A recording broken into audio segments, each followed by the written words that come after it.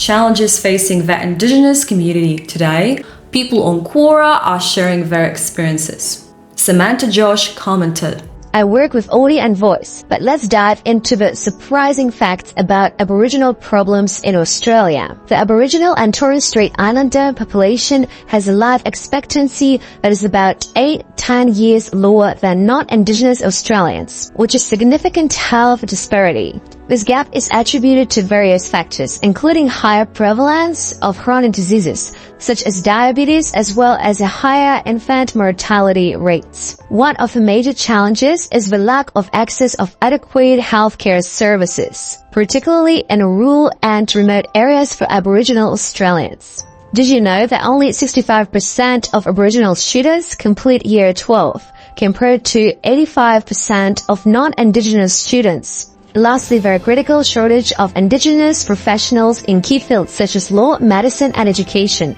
which exacerbates the lack of Indigenous representation in leadership positions and perpetuates systematic inequality.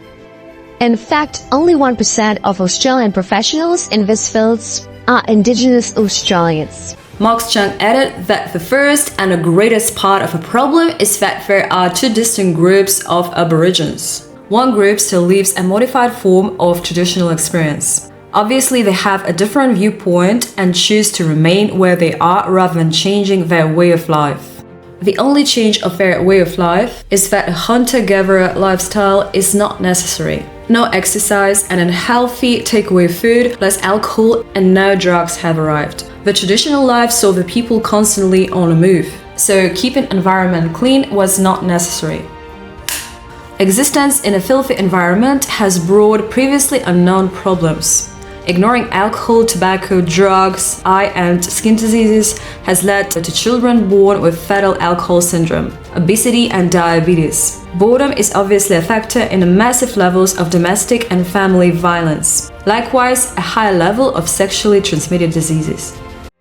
The other group of Aborigines are urban dwelling, of predominantly white ancestry, and not only have no disadvantages, have access to special benefits and available for others. The list of state-based organizations which exist for their special benefit is huge. They are very well funded with the access to the governments, where they have very loud voice.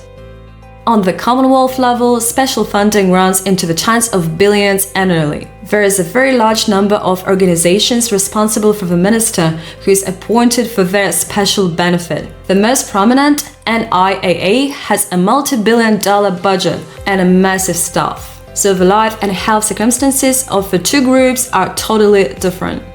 The issue is that there are two distinct groups of Aborigines in Australia. The full-bloods obviously prefer their way of life, that chosen by possibly 90% of population. Throwing money at the perceived problem by a different group who have no understanding of the attitudes of a few has done much harm and no good.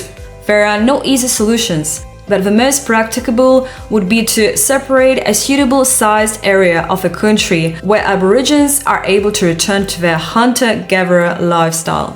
Provide a system of communications to allow the access of emergency services, but nothing else. Removed from the census, not obliged to pay taxes or obey so-called white man's law. In other words, give exactly what they are constantly demanded by Aboriginal provisional government. The question is how many of the urban dwellers will join the real Aboriginals. So that was just a few thoughts of people on Quora. Let me know what you think in the comments below, and I'm gonna see you next week. Don't forget to subscribe to my YouTube channel.